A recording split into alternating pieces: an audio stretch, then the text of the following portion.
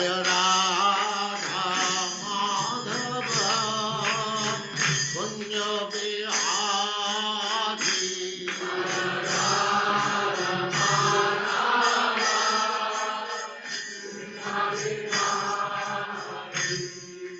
Jaya Radha Madhava Punya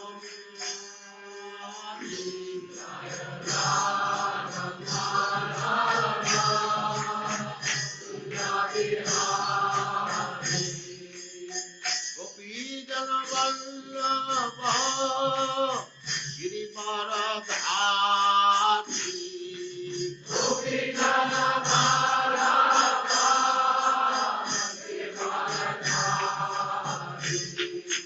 Gopi Jana Vallabha Girivaradhari Gopi Jana Vallabha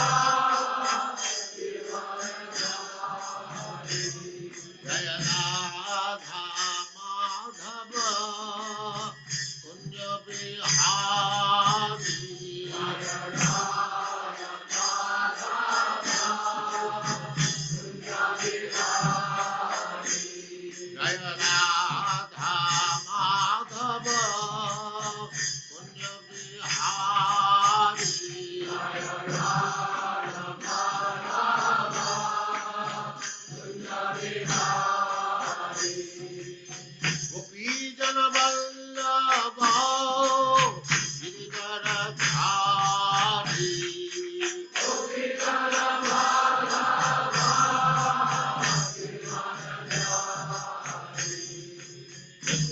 Yashodanandana Braja Jana Ranjana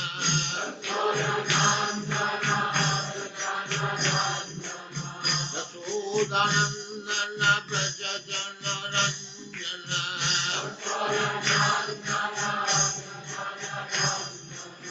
Jamuna Tira Vanachari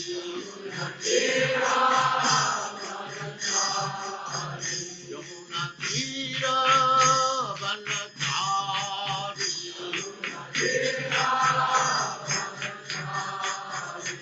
Jaya Radha Madhava Kunya Bihari Jaya Radha Madhava Jaya Radha Madhava Kunya Bihari Jaya Radha Madhava Gopi Jana Vallabha Girivaradhari Gopi Jana Vallabha Gopi Jana Vallabha Girivaradhari Gopi Jana Vallabha Yashodanandana Braja Jana Ranjana Yashodanandana Braja Jana Ranjana Jamuna Tira Vanachari Jaya Radha Madhava Kunya Bihari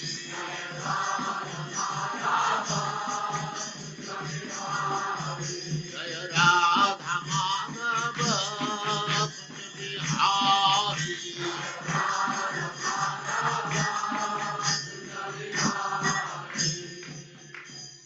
Jaya Usman Hare Krishna Krishna Krishna Hare Hare Hare Rama Rama Rama Hare Hare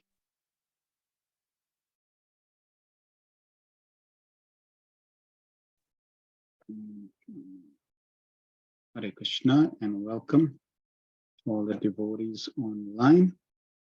Thank you very much for your kind attendance as we continue with Srimad Bhagavatam Canto 1, Chapter 18, verses 11 to 17. March Parikshit cursed by a Brahmin. Om Jnanatimirandasya Gyananjana Shalakaya Chakshuranmilitam Yena Tasmai Shri Gurave Namaha Shri Chaitanya Manobhistam Stapitam Yena Bhutale Swayam Rupa Kadamayam Dadati Sva Padantikam Vandeham Shri Guru Shri Parakammalam Shri Gurun Vaishnavam Shri Rupam Sagrajatam Sagana Raghunatham Vitam Tam Sajivam Sadvaitam Savadutam Parijana Sahitam Krishna Chaitanya Devam Shri Radha Krishna Padam Sagana Lalita Shri Vishakan Vitam He Krishna Karuna Sindhu Dinabandhu Jagatpate Gopesha Gopika Kanta Radha Kanta Namastute Tapta Kanchana Gaurangi Radhe Vrindavaneshwari Vrishabhanusute Devi Pranamami Hari Priye Vanchakalpatarubhyascha Kripa Sindhuvyeva cha Patitanam Pavinebhyo Vaishnavebhyo Namo Namaha Jai Shri Krishna Chaitanya Prabhu Nityananda Shri Advaita Gadadhar Shivasati Gaura Bhaktavrinda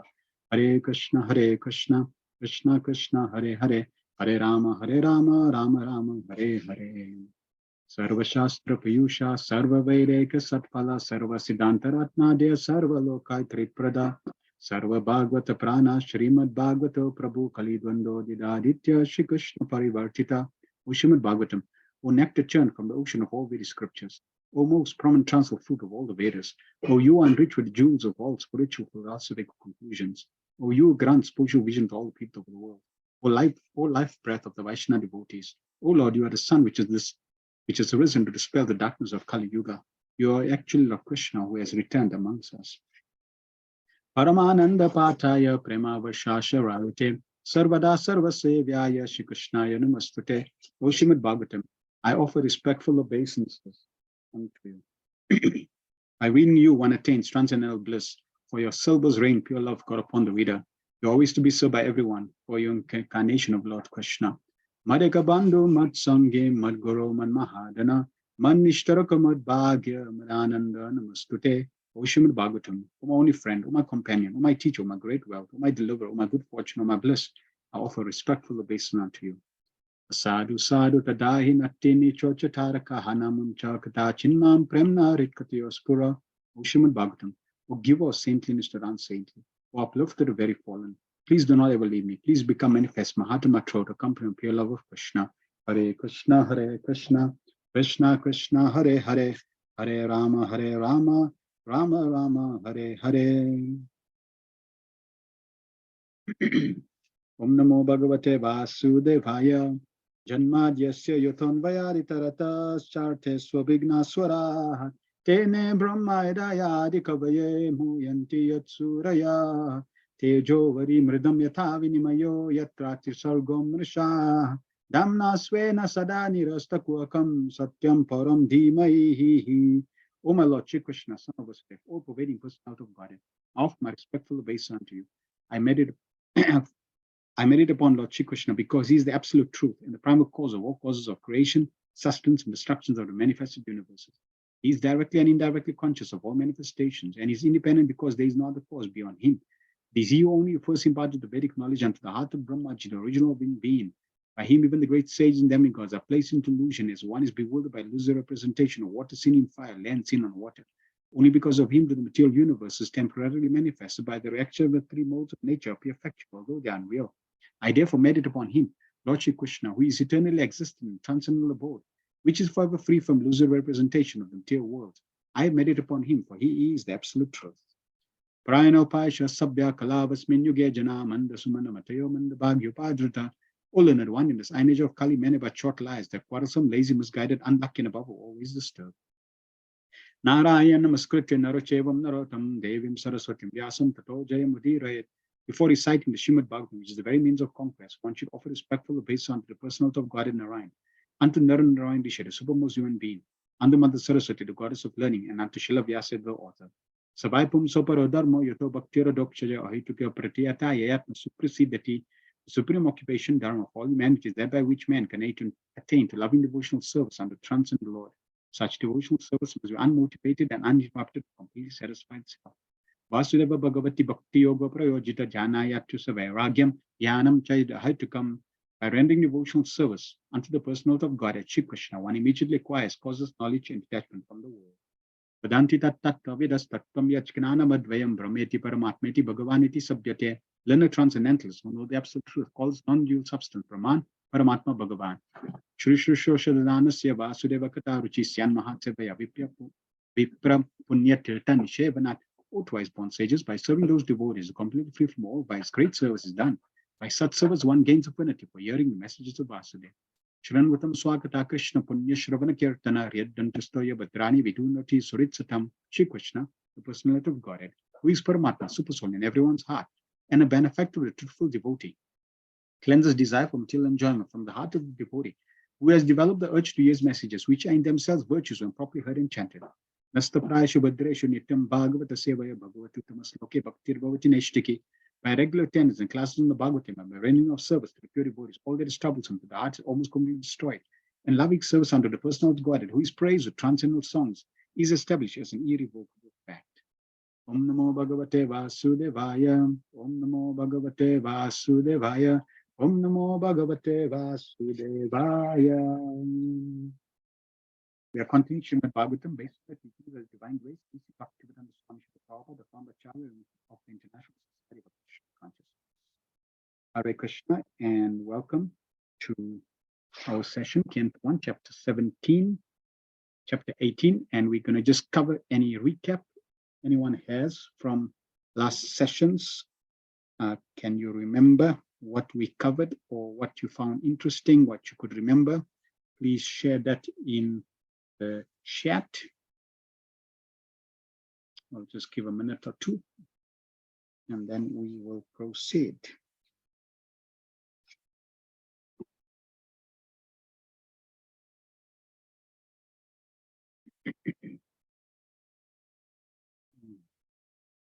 Mother Sharina says, Hare Krishna, please accept my humble obeisance appreciation. From last week's class, I noted the following. Everything that we have is from Krishna. It's Krishna's energy, and we should use this to serve. We should use this to serve and please him. If these resources are not used in the service of Krishna, these very same resources can become the force of destruction in our lives. Yes, wonderful point. And we see the reality of that. We are, the point that you shared is not just theoretical. It is a reality because we are living proof of that. In the spiritual world, we have unlimited resources accessible to us by the mercy of Krishna. In the material world, Krishna also provides the resources for us. But as soon as we have the exploitative mentality, as soon as we think, it is my energy, I'm in control, then those same energies puts one into a maze or a spider's web where one gets completely entrapped and pulled down by those energies. Prabhupada gives the example of milk products.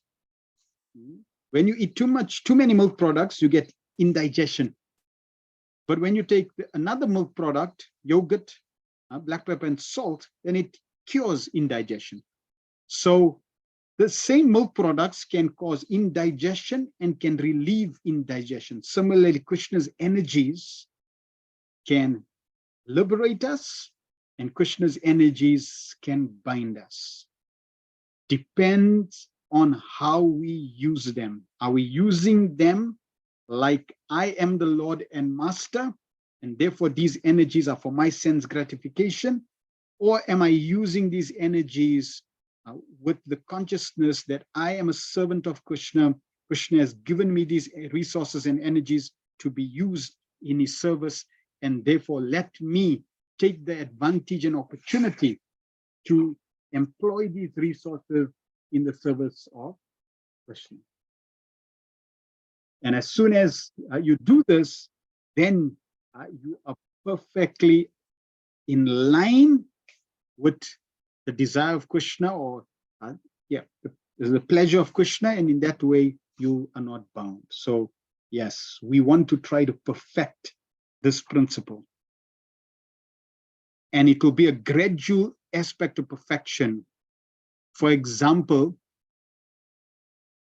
we may employ Lakshmi in the service of Krishna.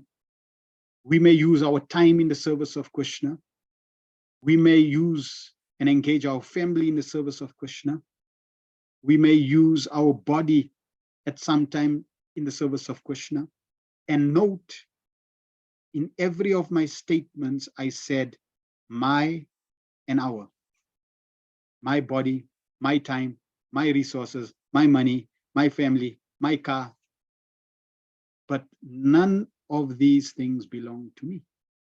So really to say my body is incorrect. To say my vehicle is incorrect. To say my resources is incorrect. It's not your resources, borrowed resources. You borrowed this body. It's Krishna's resource. It's Krishna's body, Krishna's car, Krishna's family, Krishna's house, Krishna's everything. But it's a journey that starts somewhere. So yes, the identification is still that I am this body, or this is my body. At least start using it in Krishna's service. And as you progress and become completely purified, when you perfect that journey, then you will realize that everything belongs to Krishna, including you. And therefore, even where you are meant to be employed, where you are meant to be engaged, is only at the shelter of Krishna. No one else and nothing else. You're not meant to be the servant of no one else and nothing else, but Krishna and Krishna's ambassadors. Then you continued, in our practice, we should have conscious effort. We have to be diligent in our practice. Our test is at death, but we have to use our life to prepare for our final exam. That preparation involves us to constantly remember Krishna and never forget him. Wonderful. Yes. And I emphasize this point that as devotees, we should be totally, completely, and absolutely convinced of what is our duty. What should we be doing in this world? And Prabhupada made a very wonderful and beautiful point that the highest perfection of human life is to remember Krishna at the time of death. And we should strive for that perfection. And while we are living in this world, we should live transcendently. So we want to live transcendentally, and we want to perfect our life at the time of death. And if we try to do this, our lives are perfect. This is Krishna consciousness. So and if we're convinced of this, then I know that any time death comes, is the most important thing I need to do at that time is try and focus my attention, mind on Krishna. Whether it's through chanting, whether it's through praying, whether it's through looking at your deities, whether it's looking at pictures, whether it's through kirtan, devotees creating kirtan, somehow or other, try to focus the mind on Krishna at the time of death.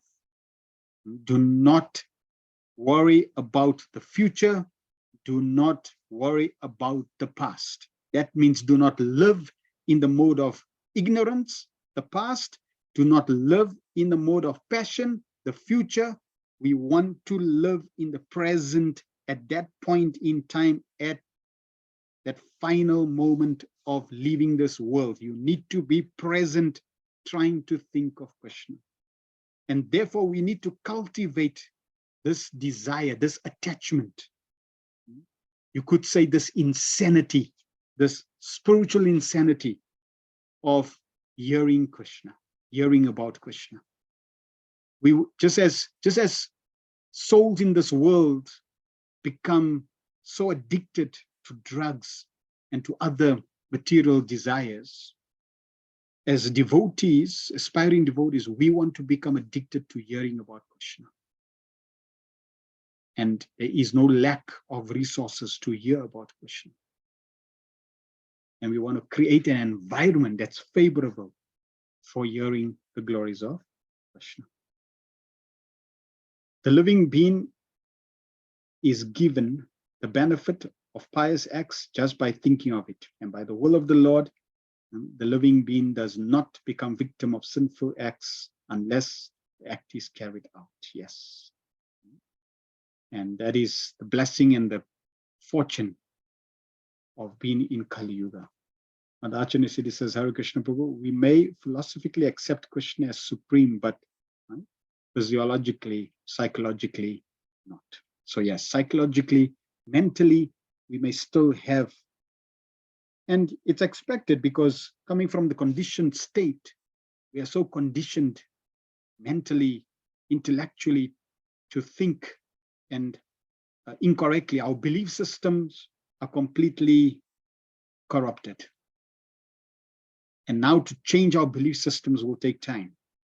So I may say I believe Krishna, I accept Krishna, but deep within, to really change that will take some time. And Krishna is understandable. Krishna is very understandable. Srila Prabhupada is very understandable. Because it's only a question of time. If you, just like, you know you need to go to Vrindavan, so you purchase a ticket to go to Vrindavan, to fly to Vrindavan, you pack your bags, the date's arriving, everything is set, you are on your way to the airport, and you board onto the flight. Now, you may still have material desires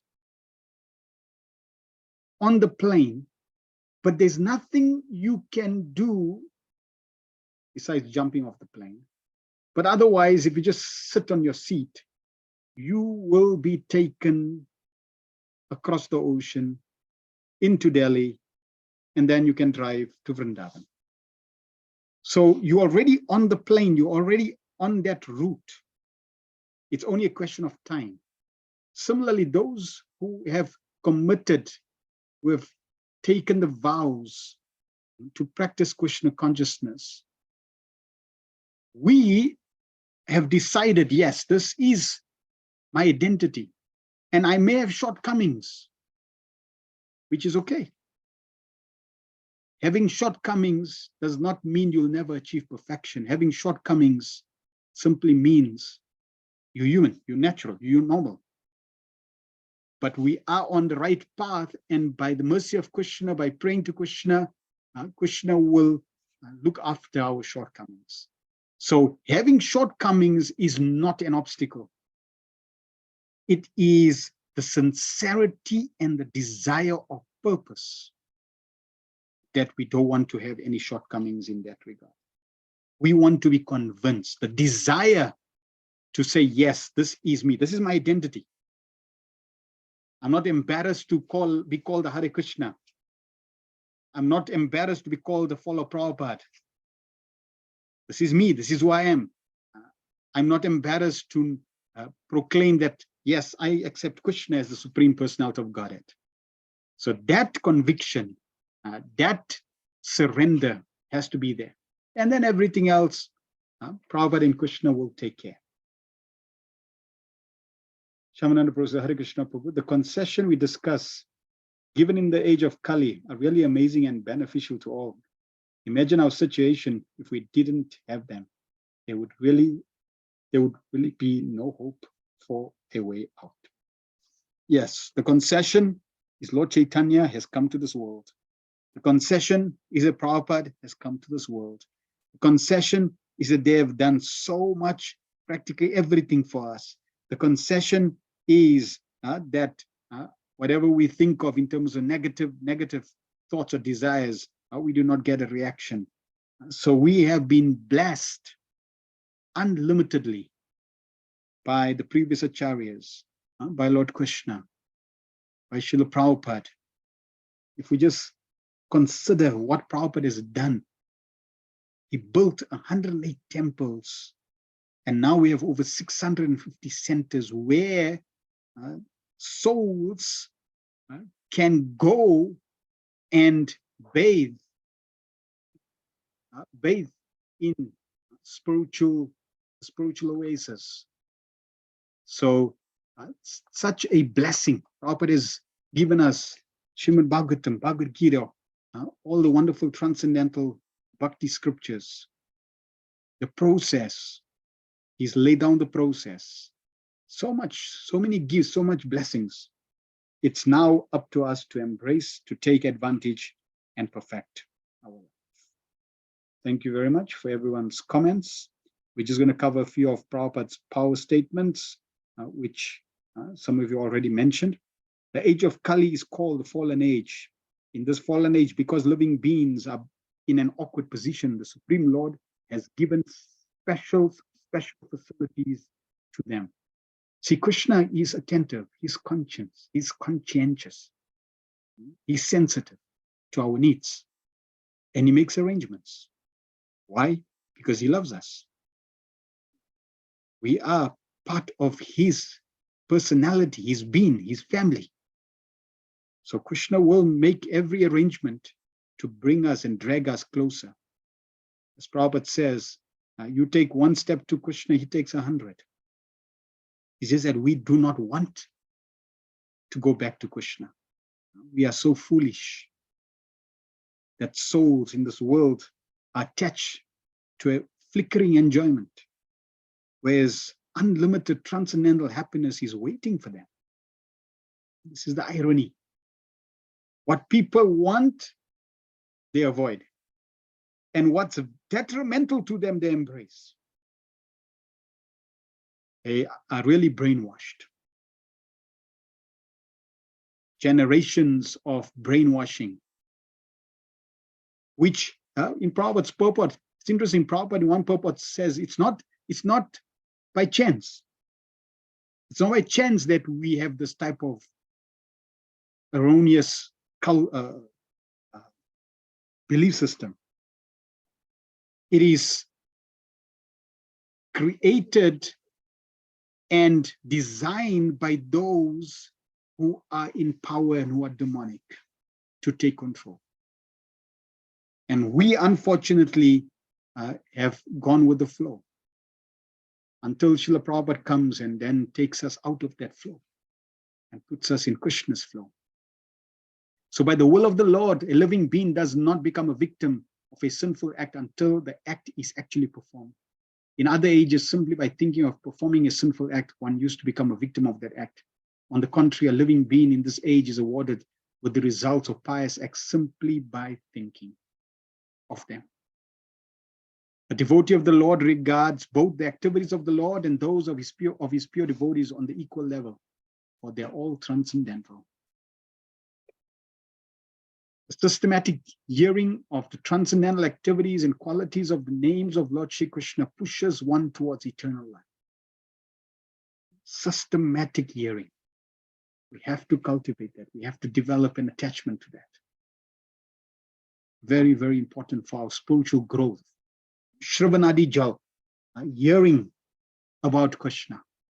We have received the seed of devotion, the bhakti Lata Beach, the seed of devotion by the mercy of the spiritual master. We've received that. It's put in our heart. It's sown in our heart. Now we need to water it. And what's the watering process? Shravanadi Jal. Hearing the transcendental activities, qualities, and names of the Supreme Lord. And what is the fence that we need to protect ourselves and the sunshine? The devotee association, that is the sunshine. And the fence that protects us, it's also the devotee association. So we avoid offenses and we take full shelter of the association of devotees in which the primary activity should be systematic hearing of the transcendent activities, qualities, and names of Lord Krishna. This should be the activity, nothing else. If anything else is there, it's really watering the process or not convinced of the process. Especially if one is serious. Just like, for example,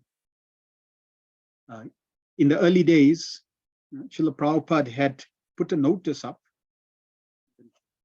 First group of initiates that Srila Prabhupada had, Prabhupada initiated them. And then the next day, Prabhupada put a notice up on the notice board. And Prabhupada, in his own handwriting, had written, those who are now initiated should now follow the following rules, regulations. First, no meat eating, no illicit sex, no gambling, no intoxication. And there was another one, no frivolous sports. So it's not like, okay, we can play sports, and then while we're kicking the ball, we can say, Hari ball, Hari ball, Hari ball. No. Our focus should be hearing and chanting. Krishna, absorb. Now, yes, children can play. But those who are adults, those who are serious, that are past beyond that time, should now be dedicating their lives to this activity. And this activity only. For children, they need all the recreation and extracurriculum activities. Just like Srila Bhakti Charan said, he was going to create a Kshatriya school. And one of the activities for children was horse riding, because horse riding gives them confidence. See? So like that, there are specific activities according to your age group to groom you up.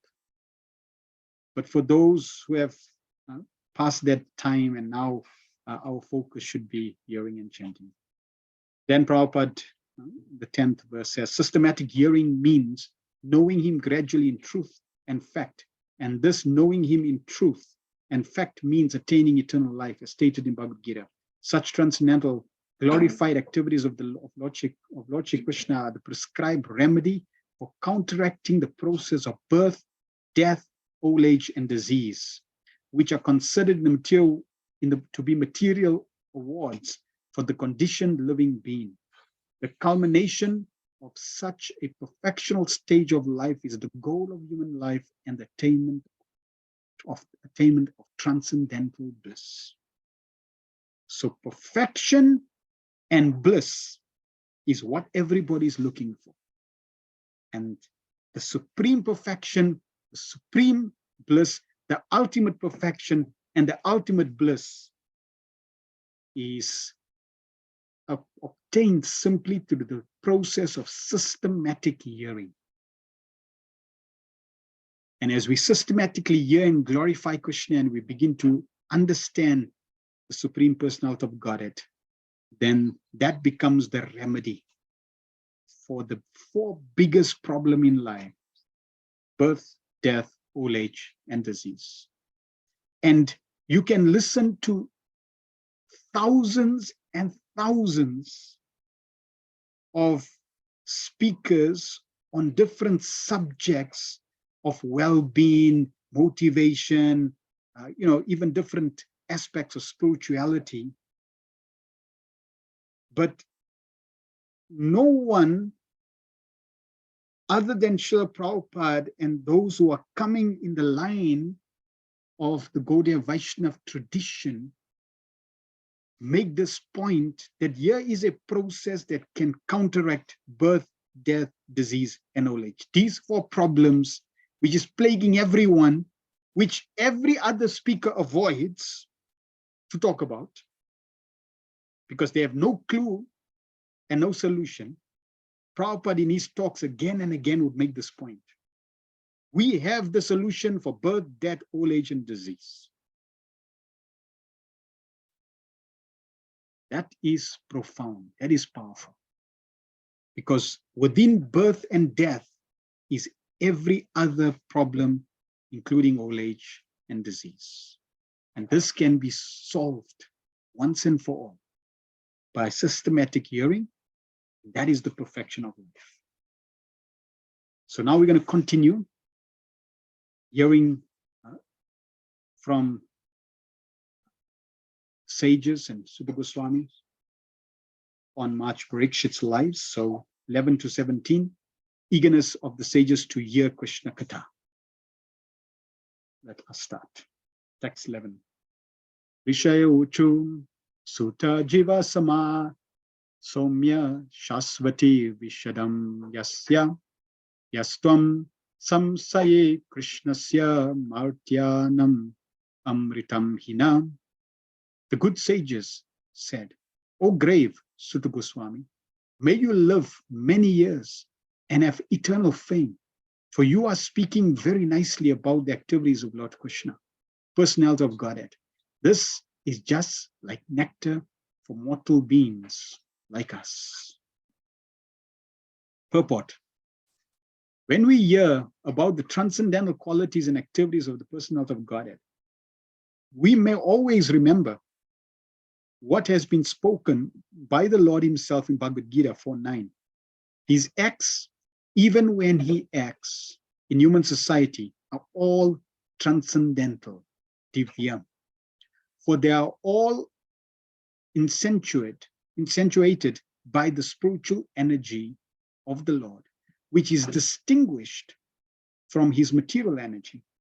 Thus, he does not act or take his birth like an ordinary living being under the custody of material energy, nor is his body material or changeable like that of ordinary living beings.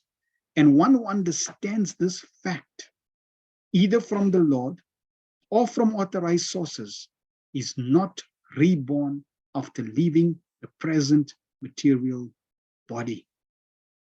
Such an enlightened soul is admitted into the spiritual realm of the Lord and engages in transcendental loving service of the Lord. Therefore, the more we hear about the transcendental activities of the Lord, as they are stated in the Bhagavad Gita and Srimad Bhagavatam, the more we can know that his transcendental nature and the more we can know about his transcendental nature and thus make definite progress on the path back to God. It's interesting that there are certain statements in Prabhupada's Bhaktivedanta purports. For example, one such statement says, if you know the three Vishnus, you are liberated. Garbhodakasai Vishnu, Karandadakasai Vishnu, and Kshirodakasai Vishnu. So if you know the three Vishnus, Mahavishnu, Garbhodakasai Vishnu, and Karandakasai Vishnu, and Kshirodakasai Vishnu. So these Vishnus, just by knowing them, scripture says you're liberated. So that's profound. And it's not a statement of flattery. No, it's a fact. And here we see Prabhupada also making such statement that if you just know in fact that Krishna's body is transcendental, Krishna's activities are transcendental. So whenever Krishna comes to this world and whatever he does, they are all on the transcendental level. Nothing to do with the material energy, not tainted by the material energy, not even any tinge of material energy that plagues Krishna's pastimes, Krishna's transcendental form, Krishna's name. No. So when we are convinced of that, Prabhupada says, you practically will not take birth again. And we see Prabhupada again and again, this point, Prabhupada re-emphasizes and makes this point throughout his Bhaktivedanta purports again and again and again to emphasize this point, that Krishna is transcendental. Krishna's body is transcendental. Krishna is not an ordinary person like you and me.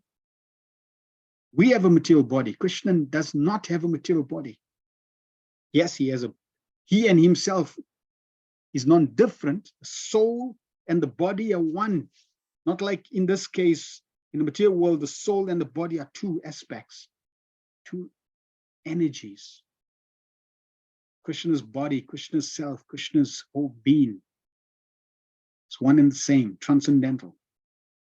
So when we get this point, then practically we are on the path back to Godhead. Prabhupada, when he's giving his Bhaktivedanta purports, it's interesting that throughout Prabhupada's books, there are certain philosophical points which are mentioned, like historical points which are mentioned. And then there are certain psychological aspects which Prabhupada brings in his purports that is for us to change our psyche, to change our perspective to life. And Prabhupada will drive that from different angles, depending on the verse, depending on the context, Prabhupada will drive that point. So expertly, Prabhupada is, you could say, fine-tuning, cutting, shining us, or even refining the edges, making sure that all these different nuances of psyche that is not incongruent with going back to the spiritual world, Prabhupada is rectifying those. For example, we find in the second chapter of Bhagavad Gita, the aspect of I'm not this body, I'm a spiritual being, I'm soul. And Prabhupada will repeat that again and again and again. Why? Because our psyche, conditioned psyche, is that I'm this body. And spiritual psyche is I'm not this body. So trying to convince us that yes, we're not this body. And as well as, so philosophically, Prabhupada is trying to guide us, and then spiritually through a process of purification, hearing and chanting, that also purifies us internally to then convince and purify ourselves of the actual reality that faces us. Text 12. Karmanyasmin anas vase duma dumrat manam bhavan apayayati govinda pada padmasavam madhu. We have just begun the performance of this fruit of activity, a sacrificial fire, but are without certainty of its result because of the many imperfections in our action. Our bodies have become black from the smoke, but we are factually pleased by the nectar of the lotus feet of the personality of Godhead, Govinda, which you are distributing. So the sages have started a sacrifice, a fire sacrifice, which they wanted to perform and were performing for the benefit of Kali Yuga, to keep the age of Kali at bay from influencing. And unfortunately, the result was not, they were not getting the benefit, the result that they desired. The sacrificial fire kindled by the sages of Namisharanya was certainly full of smoke, and the sages were full of doubts because of so many flaws in such activity. The first flaw is that there is an acute scarcity of expert brahmanas able to carry out such performances successfully in this age of Kali. And note, this was right at the time of the beginning of the age of Kali. So if this is at the beginning of the age of Kali Yuga, then what to talk about as Kali Yuga progresses? There will be, this will become more and more acute, that yes, there will definitely be no qualified brahmanas. Prabhupada started creating those qualified brahmanas. So as Krishna consciousness expand, then yes, these qualified brahmanas will come into play and they will exist. but they will also be educated in what type of sacrifice to perform. And the qualification of the Brahmanas, it's described that Brahmanas could use mantra to light fire. And Prabhupada also made the point that in future, there will be a generation that will eventually come due to the purity of Krishna consciousness over generations. There will be those children who will be able to use mantra to chant or light fire just by using of mantra. And it is interesting that there was a devotee in London who, wonderful devotee, very focused in Krishna consciousness, and Srila Bhakti Maharaj encouraged him to learn this art of lighting fire with mantra. And he actually staged or was performing this act, and he managed to light fire with mantra. And Bhakti Maharaj was also there in the audience to witness this. And Maharaj was very excited because firstly, this was a prediction that Prabhupada made, but it also showed the power of Krishna consciousness and the purity that can manifest through the process of Krishna consciousness. So the qualified Brahmanas will manifest due to the purity of Krishna consciousness. But in Kali Yuga, generally, and we see here 5,000 years ago, they were not expert, or as Kali Yuga progresses, that expertise was definitely not there.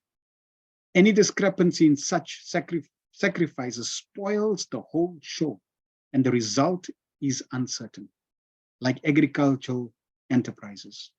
The good result of tilling the paddy field depends on the providential rain, and therefore the result is uncertain. Similarly, performance of any kind of sacrifice in this age of Kali is also uncertain. Unscrupulous, greedy Brahmanas of the age of Kali induce the innocent public to take part in such uncertain sacrificial shows without disclosing the spiritual injunctions that in the age of Kali, there is no fruitful sacrificial performance, but the sacrifice of the congregational chanting of the holy name of the Lord. Sudha Goswami was narrating the transcendental activities of the Lord before the congregation of the sages, and they were actually perceiving the result of hearing these transcendental activities. One can feel this practically, as one can feel the result of eating food. Spiritual realization acts in that way. So fire sacrifice generally is not the prescribed process in this age. It was in Satya Yuga, and unfortunately not in this age. Within the society, we perform specific fire sacrifices like initiation, wedding, etc. And those sacrifices are there more just to solidify because we are attracted and repulsed by externals, then those sacrifices are there just to solidify the commitments that is there and to seek blessings. But really, the real sacrifice is congregational chanting of the holy names of Krishna. We see even when Srila Prabhupada was receiving, during the installation of Krishna Baramandir, when the ceremony was going on, or was it sannyas? I think it was during sannyas initiation, and I got my facts a little wrong, but there was one incident where I think it was it was Prabhupada, it was chanting, and the priest told, like motion to Prabhupada to stop chanting, but it was sannyas initiation. And Krishna's Babaji Maharaj, Kinshana Krishna's Babaji Maharaj, when he noticed that Prabhupada was chanting during this ceremony, he was encouraged, and he actually encouraged Prabhupada, yes, continue, because that is the actual process. That is the benefit, congregational chanting. The rest is secondary. You'll find many, like for example, there's like the house ceremony you have when you have a new house, then you have to invite and have a sacrifice to create auspiciousness because you're moving into a new environment. Griya Pravesh ceremony. So like that, there are different ceremonies, and usually sometimes devotees will call me to perform a Griya Pravesh ceremony. I ask them, well, the ceremony that I generally perform is you invite your friends and family. We have a feast cooked for them. I'll come, I give a small talk related to the ceremony, why we do this, auspiciousness, etc., to create auspiciousness. Then so we have some kirtan, we speak a little, we have a little more kirtan, and then serve a feast. And that will create auspiciousness. And sometimes they will say, no, but we want a fast sacrifice. So then I would, politely say, well, that I can't do. If you want smoke, and then you have to get somebody that can do that. But this is like Sudha Goswami's narrating the glories of Krishna. That is the best form of auspiciousness. So if we are really serious about auspiciousness, then that should be our activity, congregational chanting the glories of the Supreme Lord. And everything else we can leave aside and just absorb, just our focus ourselves. We see Sri Chaitanya Mahaprabhu, this is all he did, congregational chanting of the names, pastimes of the holy names of the Lord. So let us follow and respect the Yuga avatar. Sri Chaitanya Mahaprabhu has given the Yuga process, the Yuga Dharma process. And because he's given the Yuga Dharma process as the Yuga avatar, then we who have our allegiance connected to Sri Chaitanya Mahaprabhu, we should simply follow that process, embrace that process, be convinced of that process ourselves. Using everything else in terms of Yukta Vairagya, that's a different aspect, but at least we should be convinced of this point. The sages of Naimisharanya were practically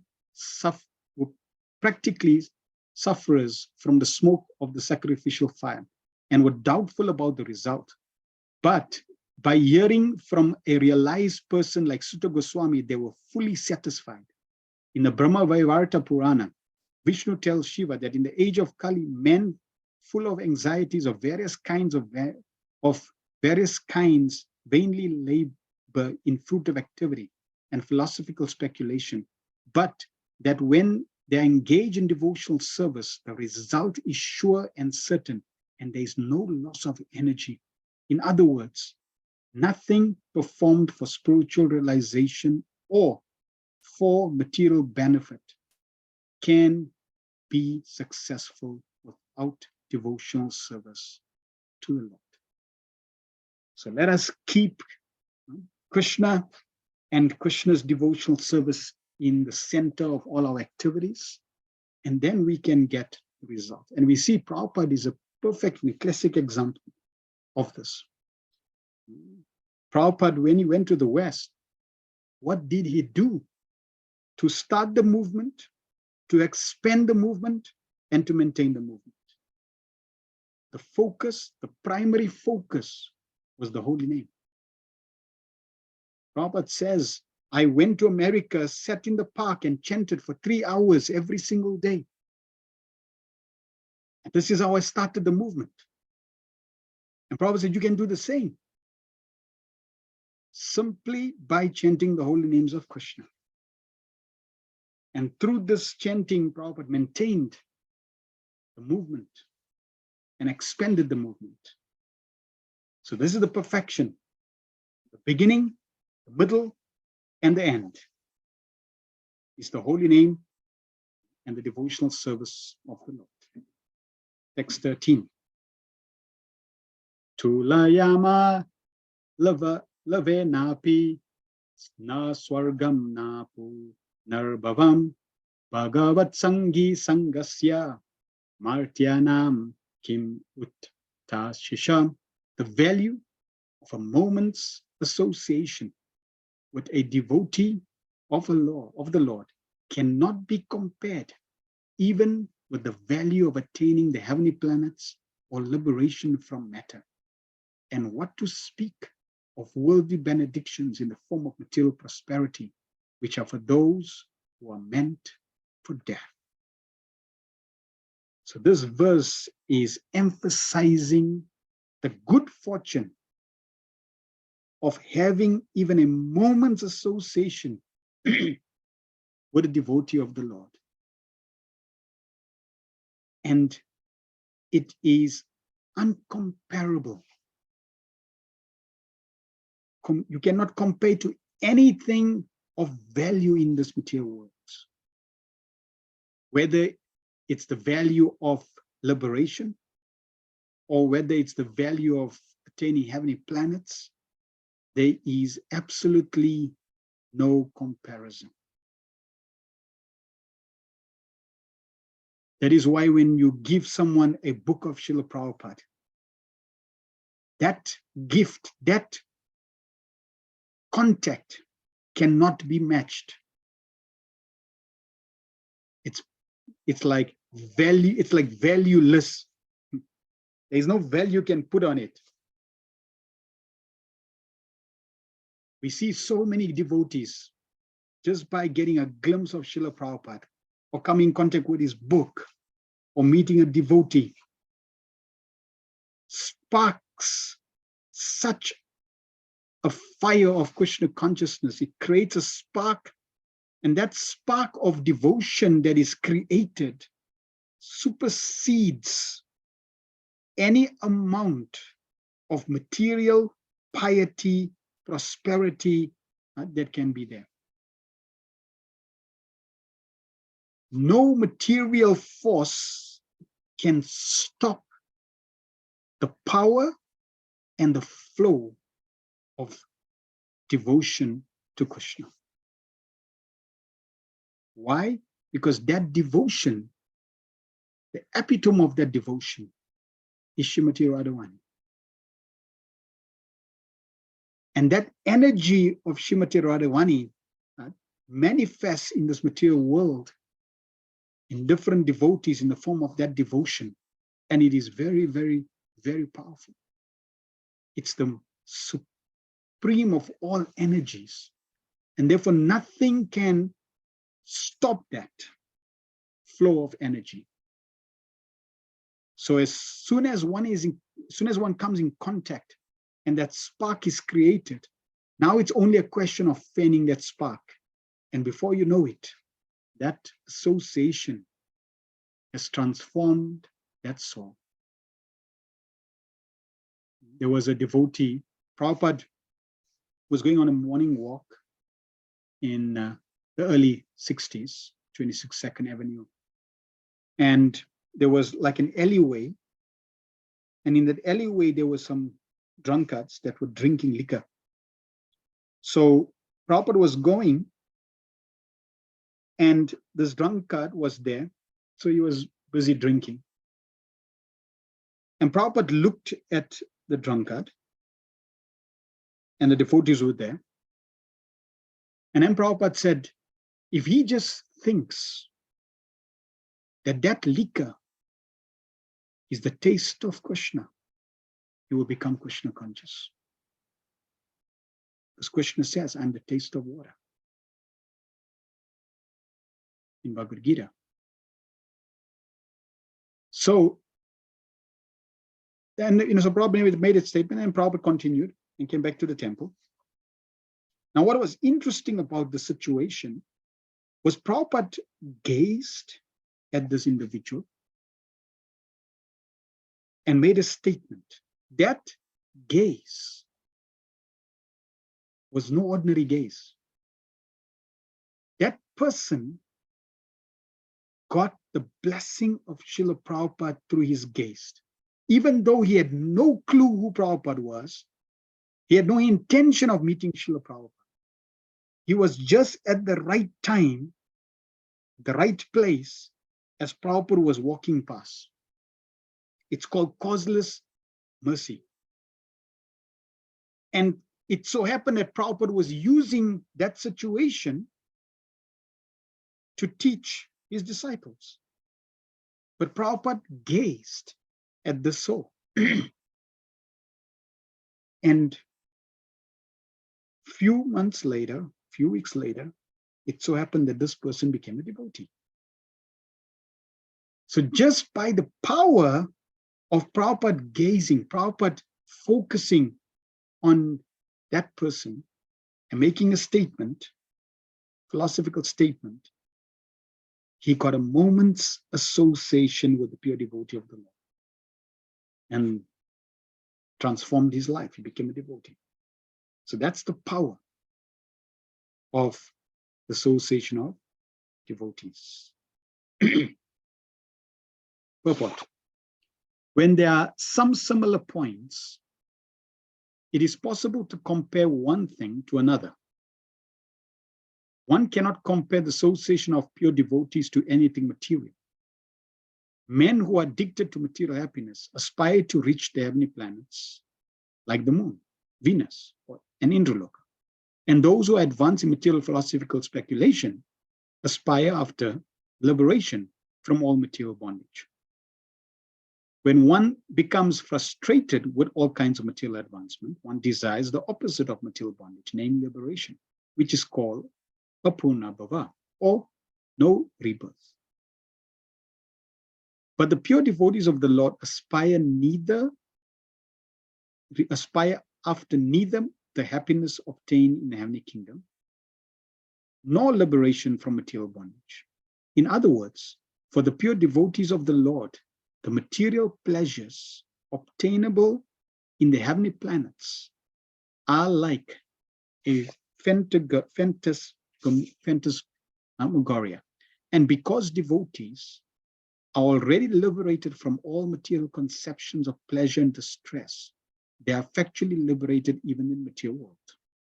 This means that the pure devotees of the Lord are engaged in a transcendental existence, namely in the loving service of the Lord, both in the material world and in the spiritual world. So I was making the point in terms of the pure devotee is one who does not desire anything material in this world. From top to bottom, he does not desire anything. Because Lord Krishna says, from the highest planet, Brahmaloka, down to the lowest planet, it's a place of birth and death. Everything's temporary. So the pure devotee, his only desire is loving service to the Lord. Nothing else. And that's the qualification of a pure devotee. And that's the association we want to seek. That person who wants nothing in this world that is material, that's not connected to Krishna in loving devotional service. His life force, his existence, his only meditation, all his activities are focused simply in loving devotional service to the Supreme Lord. And we see those who have met Srila Prabhupada, they would make this point very emphatically, that when you met Srila Prabhupada, it's like he's not in this world. He's in another world. Why? Because his focus is 100% loving service to Krishna. So he's not in the material world.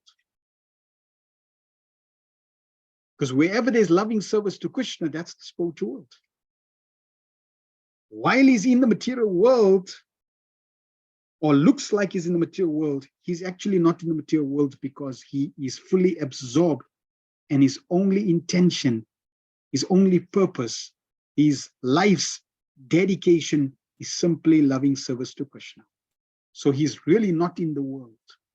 It's like in the Bible, they say Jesus, he's, when he came to this world, he was in this world, but not of this world. So the pure devotees, they come to this world, but they're not of this world. And even when they come to this world, they transcend matter. They're aloof of matter, because mind, body, words, everything is dedicated to loving service of Krishna. And this is the path that we are treading on.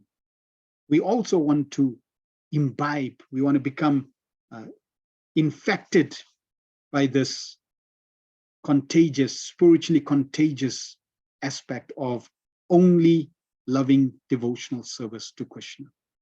No other motive, no other desire, no other focus. Prabhupada continues, as a government servant is always the same, either in the office or at home or at any other place. So a devotee has nothing to do with anything material, for he is exclusively engaged in the transcendental service of the Lord. Since he has nothing to do with anything material, what pleasure can he derive from material benedictions like kingship or other overlordships, which are finished quickly at the end of the body? Devotional service is eternal. It has no end because it is spiritual. Therefore, since the assets of a pure devotee are completely different from material assets, there is no comparison between the two. Sutta Goswami was a pure devotee of the Lord, and thus, for the rishis in Naimisharanya, the value of his association was unique, incomparable to the value of any material assets. In the material world, association with gross materialists is veritably condemned. The materialist is called Yoshit Sangi, or one who is too much attached to women and other paraphernalia. Such attachment is conditioned because it drives away the benedictions of life and prosperity. Such attachment is conditioned because it drives away the benediction of life and prosperity. And it's interesting how everyone else in the material world is striving to these attachments, thinking they will be benedicted in life and be prosperous. And just the opposite to the Yoshit Sangi is the Bhagavat Sangi, or one who is always in the association of the Lord's name, form, qualities, etc. Such association is always desirable. It is worshipable. It is praiseworthy, and one may accept it as the highest goal of life. How wonderful. The association of those who are only focused on one thing and one thing only, and that is the service, loving service of the Supreme Lord, that those individuals need to be sought out. We need to get their association. We need to strive for that association, because that association is desirable. That association is powerful. See, association doesn't mean coming together in terms of numbers. No, association means coming together with Krishna in the center. Krishna needs to be that binding force. And when we talk about Krishna being in the center, we're talking about loving devotional service, hearing and chanting, devotional service, glorification of Krishna. That is association. And that association, as Prabhupada is writing, is desirable. That is what is that's the fuel that will take us and propel us further into on this journey back to the spiritual world. You said 90% of our advancement depends on association. So good association can dampen our, good association can advance our spiritual life, and bad association can dampen our spiritual life. It is simply a question of association. Now, when we talk about association, it's not just physical association. It's association on every level of our being. So, associating, coming together, coming in contact. So consider, what do we come in contact with throughout the day? We can come in contact with different sense objects through the different mediums or senses. So consider our eyes. We can come in contact with so many objects through our eyes, through our ears, through our nostrils, through our tongue, through our touch, taste, sense of touch. And every object that we come in contact with through the mediums of the senses, we are getting their association. I usually give the example to parents and ask the parents, would you love your child to have association with a prostitute? They'll say, no. Would you love your child to associate with a chain smoker? No. Would you love your child to associate with an alcoholic? No. With a drug addict? No. With an intense meat eater? No. So naturally, no parent would want their child to associate with these people. Therefore, you will not send them to Hillbrow, where on the street corners you'll get prostitutes, drug addicts. It's hellish. I remember when we had our center in Hillbrow, and this was in 1990, from 1991 to 1994. And we would go preaching in Lens. By the time we come back, it's like 9:30. And we had our center in Goldreich Street, right in Hillbrow. 6-story building, beautiful building. And we would come in the evening, and there you would see on the corners prostitutes, people selling drugs. It's life. In fact, life in Hillbrow, when it's nighttime, it becomes life.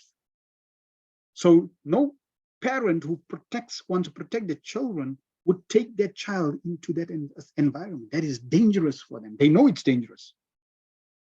Then I would say, but you would bring a television set right in your home. If a drunkard, a womanizer, a gambler, a meat eater, someone of bad character knocks on your door, you would not want that person to come in and give association child, but rather you bring a television set right in the middle of your lounge, in the comfort of your home, thinking you're protected and protecting your children and exposing them to these personalities, these people. Because on the TV, this is what is broadcast, especially if you're not selective. Now with the internet, this is what you can get online. You can get the good, bad, and the ugly and everything in between on the internet, just with a click of a button. And now, right in your hand, you can get it now. So now I don't even need to be at home. I can be out of home, and I can have the worst association in my hand, or I can have the best association in my hand. And the danger of bad association is this. As soon as you come in contact with bad association, what happens is, this is described in Nectar Devotion.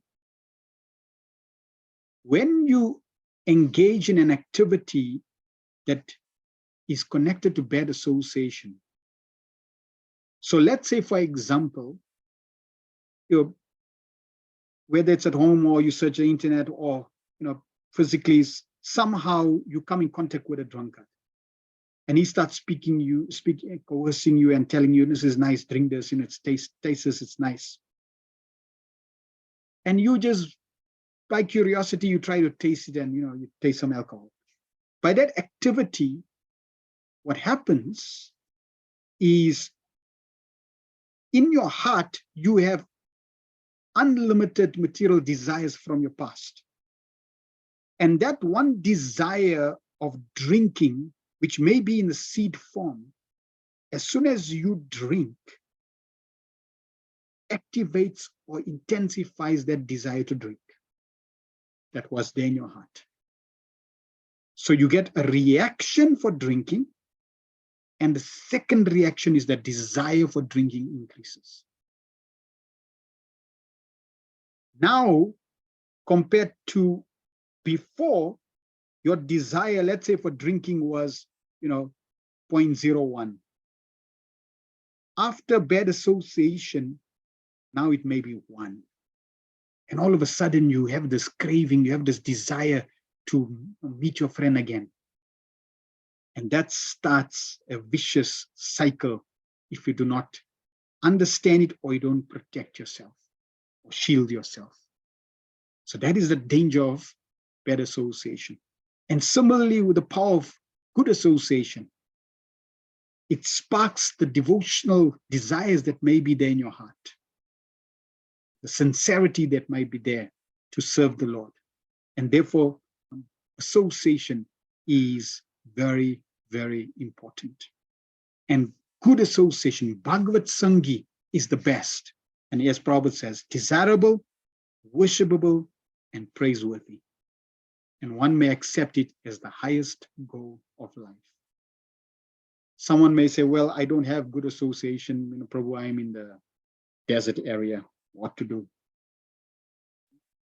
You can get Prabhupada's books, and now you will be associating, as Prabhupada says, with the best part of me. You personally associating with Prabhupada's ecstasies, and the best part of Srila Prabhupada's personality, you are associating via his books. Therefore, again, there is absolutely no excuse. Text 14.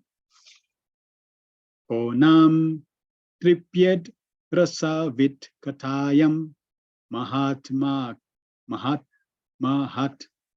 mai kantam parayanasya nantam gunanam anu agunasya jagmur yogeshwarye bhava padma mukhya. The personality of God at Lord Shri Krishna Govinda is the exclusive shelter of all great living beings, and his transcendental attributes cannot even be measured by such masters of mystic powers as Lord Shiva and Lord Brahma. Can anyone who is expert in relishing nectar, rasa, ever be satisfied by hearing topics about him? Purport. Lord Shiva and Lord Brahma are the two chiefs of the demigods. They are full of mystic powers. For example, Lord Shiva drank an ocean of poison, of which one drop was sufficient to kill an ordinary living being. Similarly, Brahma could create many powerful demigods, including Lord Shiva. So they are Ishwaras, or lords of the universe. But they are not the supreme powerful. The supreme powerful is Govinda, Lord Krishna. He is the transcendence. And his transcendental attributes cannot be measured even by such powerful Ishwaras as Shiva and Brahma. Therefore, Lord Krishna is the exclusive shelter of the greatest of all living beings. Brahma is counted amongst the living beings, but he is the greatest of all of us. And why is the greatest of all living beings so much attached to transcendental topics of Lord Krishna? Because he is the reservoir of all enjoyment. Everyone wants to relish some kind of taste in everything. But one who is engaged in the transcendental loving service of the Lord can derive unlimited pleasure from such engagement. We should ingrain this statement in our consciousness. Everyone wants to relish some kind of taste in everything. That's why everyone engages in activities in this world. Why? Because they want to be happy. They want to get some taste, some rasas. But one who is engaged in the transcendental loving service of the Lord can derive how much pleasure? Unlimited pleasure from such engagement. The Lord is unlimited, and his name, attributes, pastime, entourage, variegatedness, etc. unlimited. And those who relish them can do so unlimitedly and still not feel satiated. So you'll be satisfied, but not satiated. You'll be very happy and you'll want more. And there is unlimited available.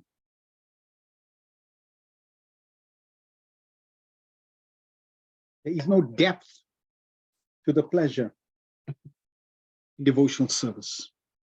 This is the gift. This is what everyone's looking for. This is what the soul is looking for. The soul is not looking for flickering happiness.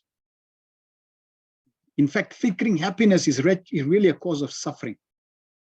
Because as soon as you get some happiness, you're happy temporarily and then you're suffering. And in this material world, according to Nectar Devotion, the happiness in this material world is chapala sukha and flickering. And it goes through a cycle. Chapala sukha means flickering. And it goes through a cycle of bhoga and tyaga. You cannot just keep enjoying. You have to have a break. And you can't just have a break, have a break. You have to enjoy. So you go through this pendulum seesaw. But devotional service, Prabhupada would say 24 hours is not enough. In fact, if one is nicely engaged in devotional service, there is no question of having a break. Prabhu, today or this week I have to have a break. I just had enough. I need to go and take a break, holiday, go to the beach, just relax and forget about Krishna for a week. No, that means that's not devotional service. Or at least that's not pure devotional service. Srila Rupa Goswami describes pure devotional service as anukulyana Krishna anushilanam. It is anushilanam. It is continuous cultivation. There is no cessation. There is no stop. That is pure devotional service. And it is ever increasing ocean of bliss. Anandam Bodhi Vardhanam. Ever increasing ocean of bliss. So this is what we really have been given by Srila Prabhupada. We've given the opportunity to access the realm where we can experience unlimited pleasure, which is really what the soul is looking for. And how do we access that? Simply through devotional service, simply through hearing, chanting the glories of Krishna, simply by following Srila Prabhupada's instructions. And one can experience. And we see that in your own life, you can gauge, you can see that you are slowly getting more and more attached to the devotional aspects of Krishna, and things that you attached previously to material pleasures, material objects, slowly falls away. They just drop off. You can make a chart, see all the things that you're attached to in this material world. Even those things that are bad, anarthas, those detrimental habits that you may have, that because a habit means you're attached to it. A bad habit, you're attached to it, means you're deriving some pleasure from it. I remember, it's amazing how the mind can reveal to you where your true attachment lies. So for example, I'll give you my own example. So I'm busy chanting, and the mind will say, you're a little tired, you need to take a little rest, you feel a little sleepy. But as soon as I put the beat back down, then sleep is like apparently just like vanished. It's gone. Like, what happened to it? Okay, I'm not feeling too sleepy. I'm okay. And then if I get my computer and I start, let's say, some computer program or something to do with the computer, and now I'm okay. Oh, what happened to your sleep? Because when you were chanting, then the sleep was coming. Now all of a sudden you stop chanting and now you're busy with the computer. And now now you can go for another 2-3 hours, no problem. So what happened to your sleep? No, it wasn't really sleeping. You weren't really exhausted. It was really the mind telling you, I don't really like this activity. I'm more excited and energized when you do something else. So when we are excited about an activity, it tells us about our attachment.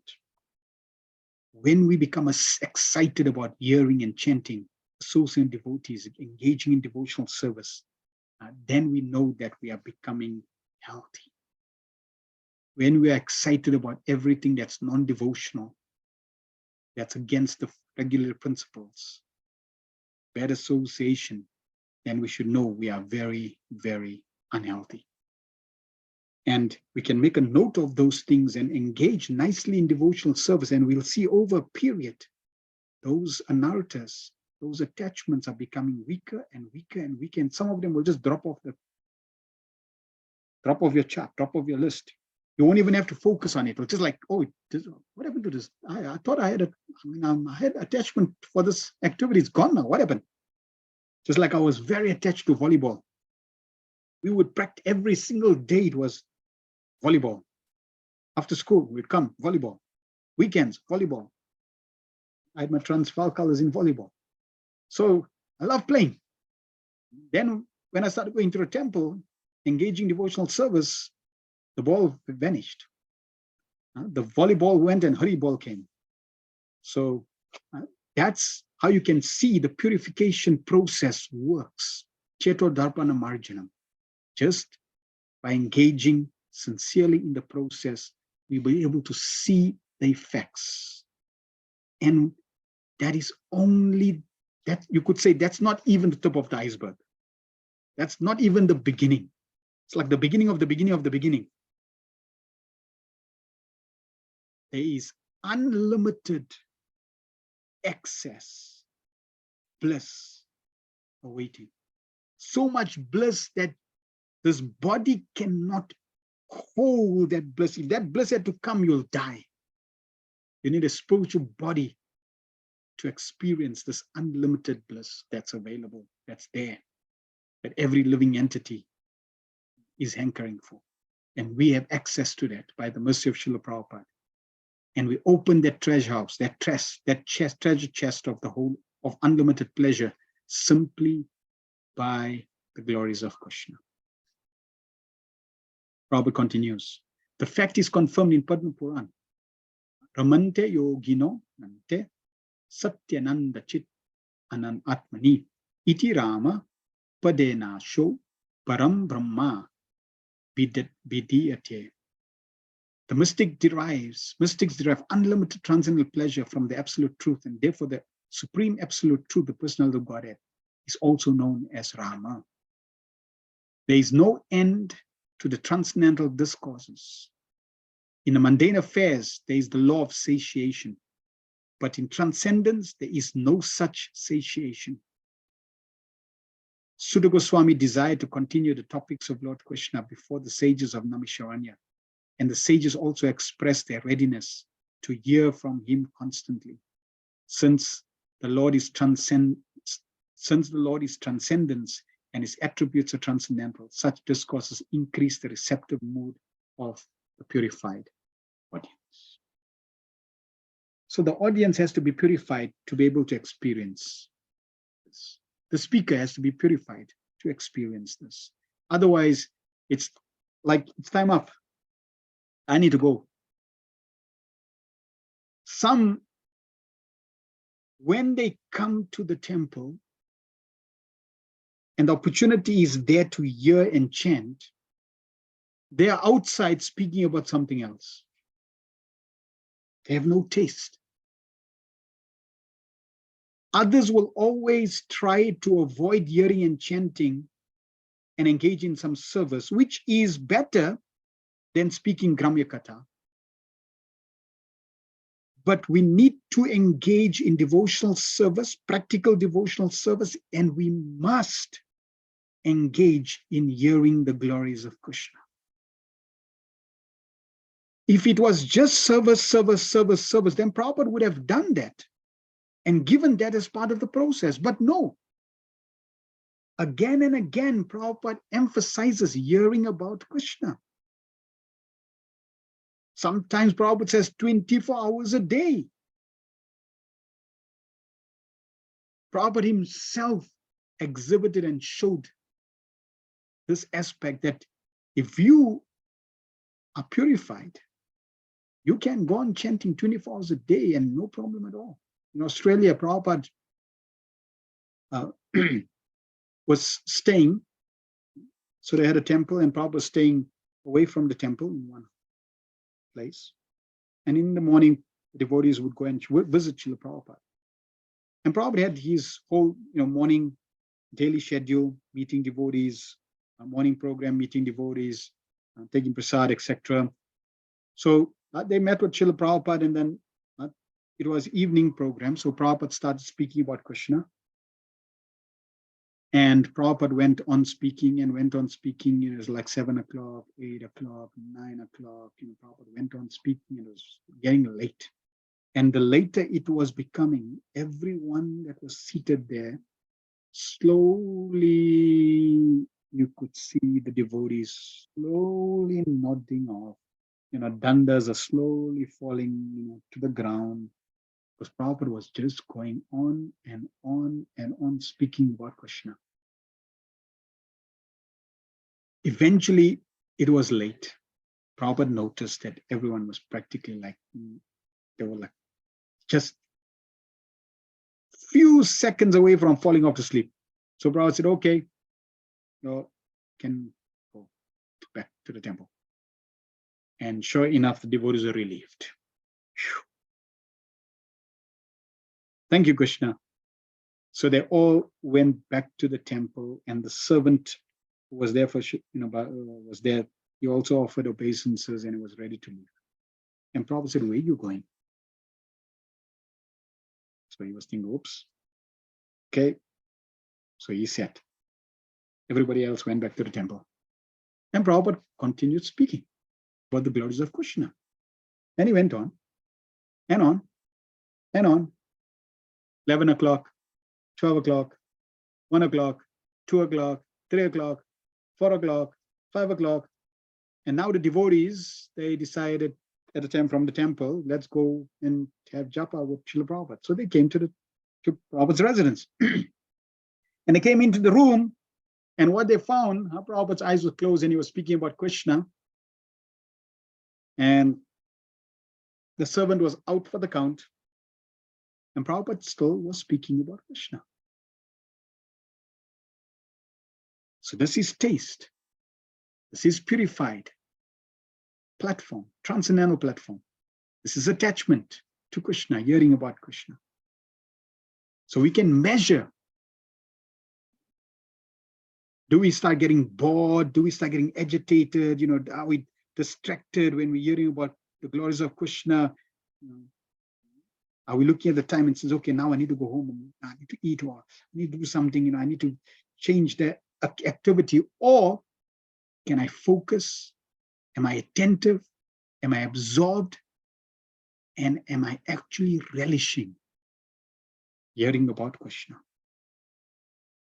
And it eventually goes beyond where now you're entering into the pastime of Krishna. You're so absorbed, you're so focused, you're actually into the pastime. Prabhupada would experience that. So hearing about Krishna is a journey.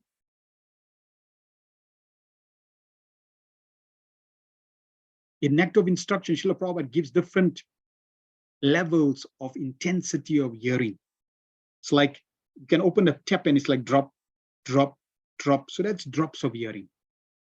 Then you can open the tap more and there's more flow, constant flow of hearing. But then you can open up honey bottle and now it's even thicker and sweeter in hearing. So different intensities of hearing. We simply have to hear and hear and hear and constantly develop a habit of hearing the nectar and glories of Krishna, and the process of hearing will do the rest in transforming, in molding, in purifying, in perfecting, in revealing our lives in relation to Krishna. We simply have to give our ears to the Supreme Personality of Godhead and hear his glories. 15. Tanno Bhavan Vai Bhagavat Pradano Mahatat Mahata Maikanta Parayanasya Harer Udaram Charitam Vishudam Shushrut Satam No Vinat No Tu Vidam Vidvan. O Sudha Goswami, you are a learned and pure devotee of the Lord, because the personality of Godhead is your chief object of service. Therefore, please describe to us the pastimes of the Lord, which are above all material conceptions, for which we are anxious to receive such messages. So Prabhupada gives a very beautiful purport, showing the qualification of the speaker and the qualification of the hearer. The speaker on the transcendental activities of the Lord should have only one object of worship and service: Lord Krishna, Supreme Personality of Godhead. That should be the focus. This is how you measure purity. It's not you, it's not the audience, it's not money, it's not followers, it's not fame. None of those material agendas are there.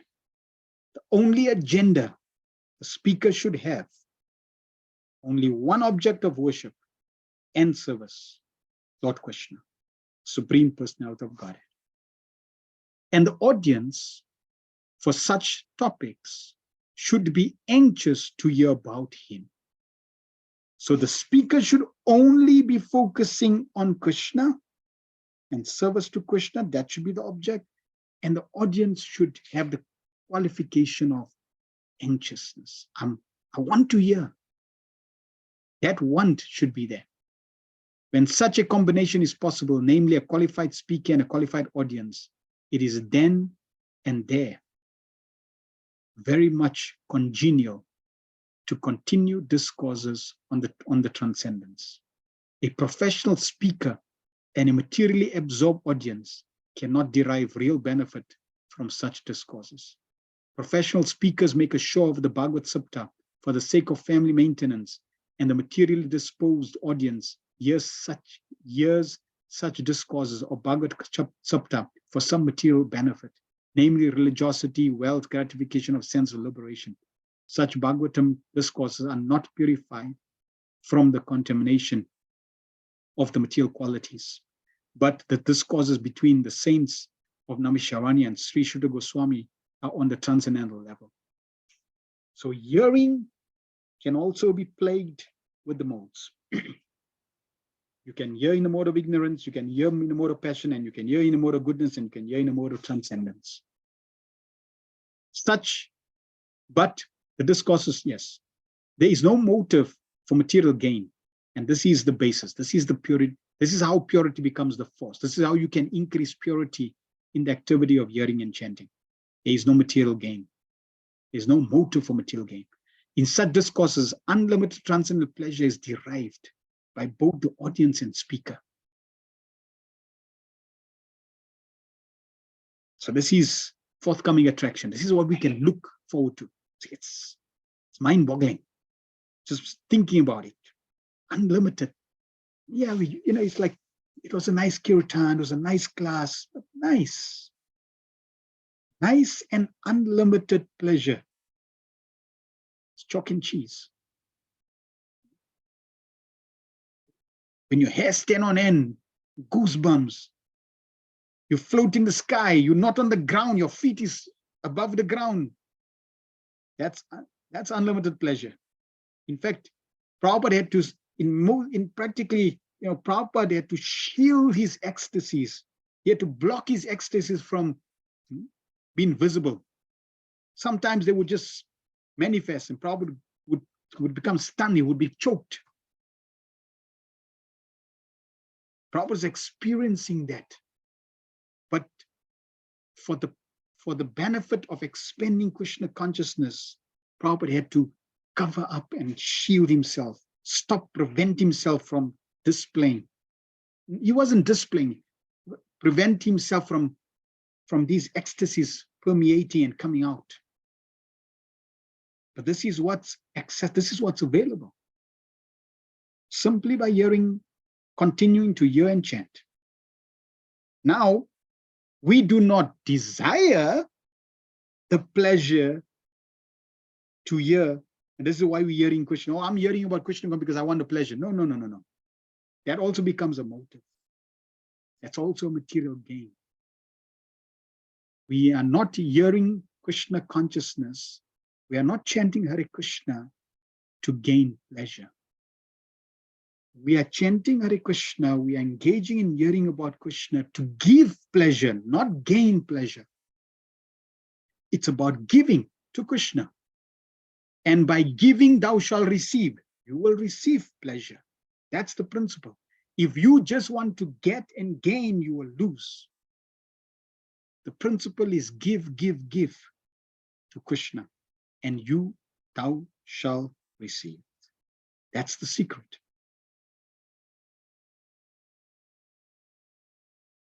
In such discourses, unlimited pleasure is relished by both the audience and the speaker, and therefore they can continue the topics for many thousands of years. So Prabhupada continued 24 hours. The Prabhupada would go on and on and on and on and on and on. Because why? We're living on a transcendental platform. Bhagavad Saptas are held for 7 days only, and after finishing the show, both the audience and speaker become engaged in material activities as usual. They do so because the speaker is not Bhagavad Pradhana, and the audience is not Shru Satam, as explained above. So the speaker does not have the object of worship and service to Krishna, and the audience are not anxious to hear about the topics. I remember many years ago, there was one speaker that came to Lanesia, one of the halls, and we attended. And this was just at the beginning of my Krishna consciousness. And there is full house. He's speaking about spiritual life, and he's cracking jokes, and the people are happy. But his philosophy, he doesn't accept Krishna as God. There's no parampara, no disciplic succession, doesn't have a guru. And yet the audience are happy because he cracks jokes and they're happy. They had a good time. So he was entertaining. See? So spiritually, no substance. Devotionally, no substance. Purity in relation to the measurement, the yardstick of the Bhagavatam, 0. Could say even negative. Because I had written 2 questions. First question, who's your guru? And second question, which disciplic succession you come from? And I sent it in like a note. So here, got the note. So here, and I think it was 3. And who was God? Who's God? So, who's guru? Who's your guru? I don't need a guru. The books are available. You just read the books. You don't need a guru. Okay. And the second question, which disciplic succession you coming from? This is what? Disciplic. No, you don't need a disciplic succession. You get the books, you read in what disciplic succession you want. Okay. And then who's God? Then he said, everything is God. Even this microphone is God. So then we knew, okay, Prabhupada says a fool is recognized when he speaks. So no doubt you could see, okay, he's presenting himself as a saint. The audience is thinking he's a saint. He's cracking jokes and they're happy with that. But philosophically, spiritually, 0 substance. Completely bogus. And those questions I was able to ask simply by reading Prabhupada's books. by Prabhupada's mercy, by Prabhupada's guidance. Otherwise, we would be in the same boat, being entertained by these people and thinking, wonderful, va, excellent. The Bhagavatam is revealing what is real transcendental hearing from the audience and the speaker. 16. Savai Maha Bhagavata Parikshit Yena Pavargakyam Adda Prabhudim Gyanena Vayash Shaki Sabditenam Veje Kangedra Vajam Padamulam. O Sudha Goswami, please describe these topics of the Lord by which Maharaj Parikshit, whose intelligence was fixed on liberation, attained the lotus feet of the Lord, who is the shelter of Garuda, the king of birds. Those topics were vibrated by the son of Vyasa, Srila Sukadeva. Purport. There is some controversy amongst the students on the path of liberation. Such transcendental students are known as impersonalists and devotees of the Lord. Devotees of the Lord worship the transcendental form of the Lord, whereas the impersonalist meditates upon the glaring effulgence or the bodily rays of the Lord, known as the Brahmajyoti. Here in this verse, it is said that Maharaj Parikshit attained the lotus feet of the Lord by instructions in knowledge delivered by the son of Vyasadeva, Srila Sukadeva Goswami. Sukadeva Goswami was also an impersonalist in the beginning, as he himself has admitted in the Bhagavatam 2.19. But later on, he was attracted by the transcendental pastimes of the Lord and thus became a devotee. Such devotees with perfect knowledge are called Mahabhagavatas, or first-class devotees. There are three classes of devotees, namely the Prakrita, Madhyama, and Mahabhagavata. The Prakrita, or third-class devotee, are temple worshippers without specific knowledge of the Lord and the Lord's devotees. The Madhyama, or the second-class devotee, know well the Lord and the devotees of the Lord, the neophytes, the non-devotees also. But the Mahabhagat, or the first-class devotees, see everything in relation with the Lord and the Lord present in everyone's relation. Mahabhagat, therefore, does not make any distinction, particularly between a devotee and non-devotee. Maharaj Parikshit was such a Mahabhagat devotee because he was initiated by a Mahabhagat devotee, Sukadeva Goswami. He was equally kind even to the personality of Kali, and what to speak of others. So Maharaj Parikshit, being a Mahabhagat, he could see Krishna everywhere. He could see Krishna in everything, Krishna in everywhere, and therefore he responded kindly to every living entity, even to Kali. The Madhyam devotee, he distinguishes between those who are non-devotees and those who are devotees. And then within the circle of devotees, he distinguishes those who are lower than him, that need mercy, those that are equal, he befriends, those who are more advanced to him, who he serves. So in this way, he is able to distinguish. The Prakrita devotee, third-class devotee, he ignores the devotees. He just worships the deity and thinks, me and the deity, that's it. Yeah, he does not recognize, he's not sensitive to the devotees. So this is third class. This is detrimental. We should rise above. Prabhupada wanted us to at least come to the Madhyam platform very quickly and not stay on the material platform or the Prakrita level, because that can be dangerous. So there are many instances in the transcendental history of the world of an impersonalist who has later become a devotee, but a devotee has never become an impersonalist. This very fact proves that on the transcendental step, the step occupied by a devotee is higher than the step occupied by an impersonalist. So a beautiful example that we can use when people who are impersonalists challenge us, because generally the impersonalists, their understanding is that impersonal is the highest. Bhakti, accepting the form of the Lord, devotional service, bhakti, these are all just secondary steps to get to the highest step. This is how they interpret Bhagavad Gita and interpret spiritual understanding. But actually, Prabhupada was making the point that we see examples of impersonalists becoming devotees, but we never see examples of devotees becoming impersonalists. That proves that bhakti is on a higher step. It is also stated in Bhagavad Gita 12.5 that persons stuck on the impersonal step undergo more suffering than achievement of reality. Therefore, the knowledge imparted by Sukadeva Goswami unto Maharaj Parikshit helped him attain the service of the Lord. And this stage of perfection is called Apavarga, or the perfect stage of liberation. Simple knowledge of liberation is material knowledge. Actual freedom from material bondage is called liberation. But attainment of transcendental service of the Lord is called the perfect stage of liberation.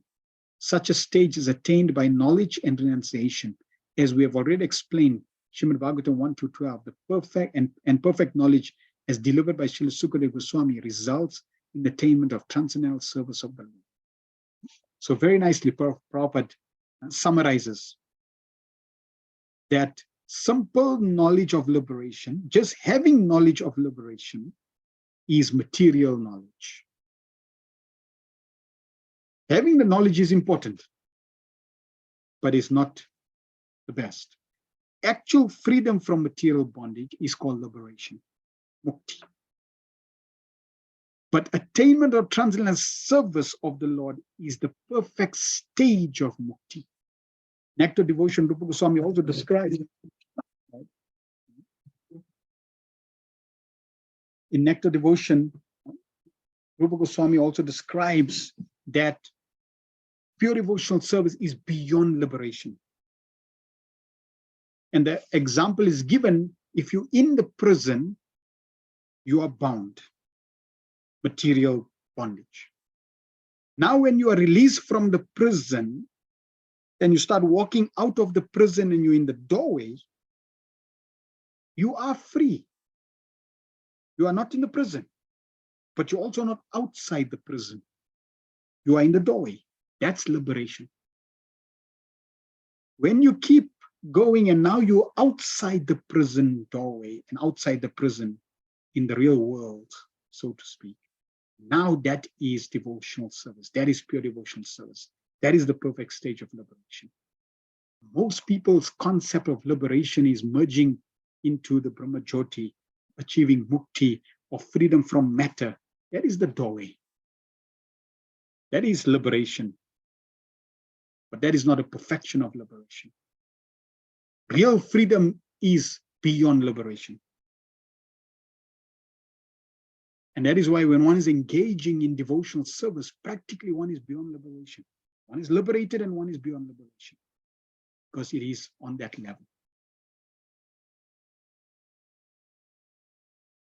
And such a stage is attained by knowledge and renunciation. Both must be there, knowledge and detachment. These are two aspects of the yoga ladder, which is discussed in Bhagavad Gita, that allows one to move higher and higher. 17.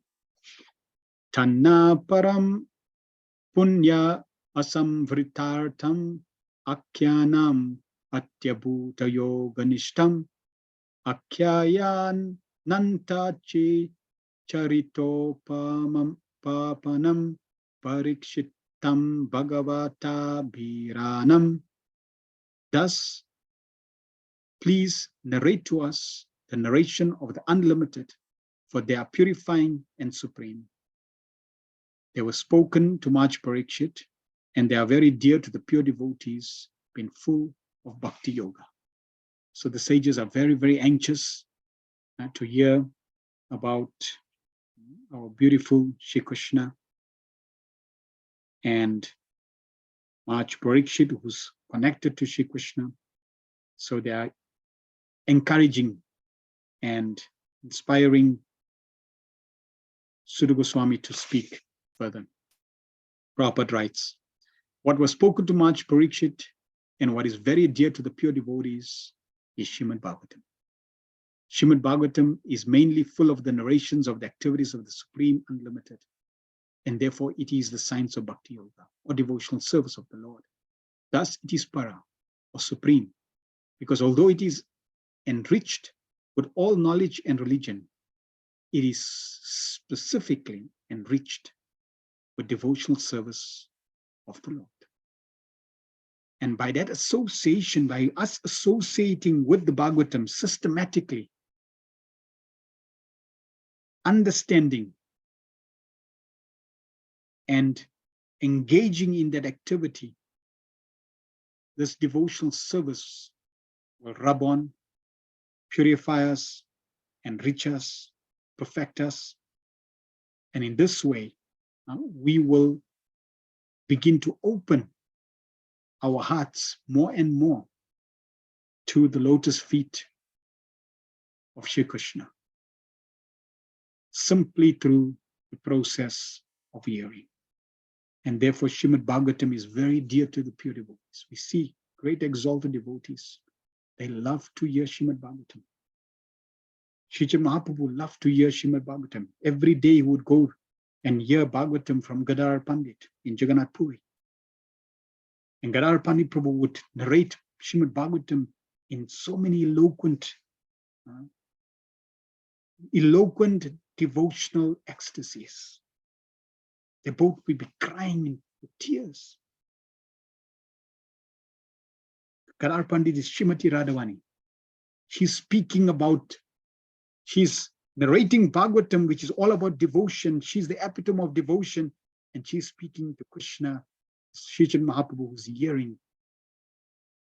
So they are speaking about devotion, they are hearing about devotion, they're experiencing devotion. It is love, love, and pure love only. And this is the arena, this is the access that Sri Chaitanya Mahaprabhu is revealing to this world, giving to this world, and Prabhupada has given us Srimad Bhagavatam, the treasure house, and that which is very dear, Amala Puran,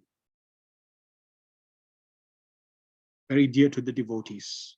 Prabhupada has given us that.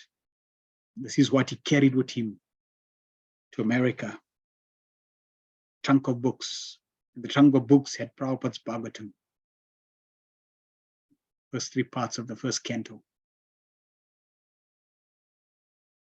Subscribe, and Prabhupada wanted to finish the whole Bhagavatam because he knew that this will help the world. And then he had darshan of Rupa Goswami, and Rupa Goswami came to him and said, now you got it sufficient. Go to the West. We will be there. We will be with you. So Prabhupada has given us the greatest, the most valuable gift that anyone could have given, Srimad Bhagavatam. So let us take full advantage of this wonderful gift. Grantaraj Srimad Bhagavatam ki jai, Srila Prabhupada ki jai, Nitai Go Pramanande. And we will continue with this chapter next week. Hare Krishna, thank you. Are there any questions or comments anyone has? Please type in the chat.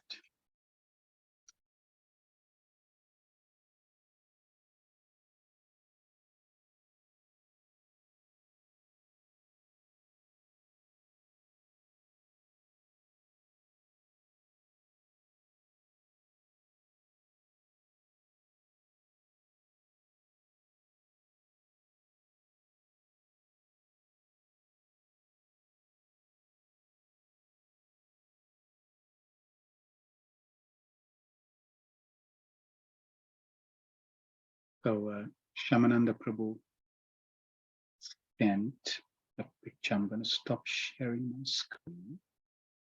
Shamananda Krishna Prabhu sent this picture. I'm going to share it.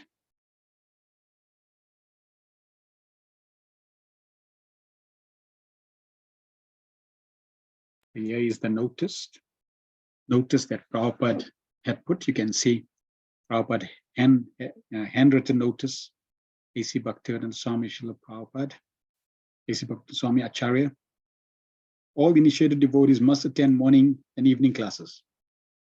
That was Prabhupada's sandwich program. Must not be addicted to any kind of intoxicant including coffee, tea, and cigarettes. They are forbidden to have illicit sex,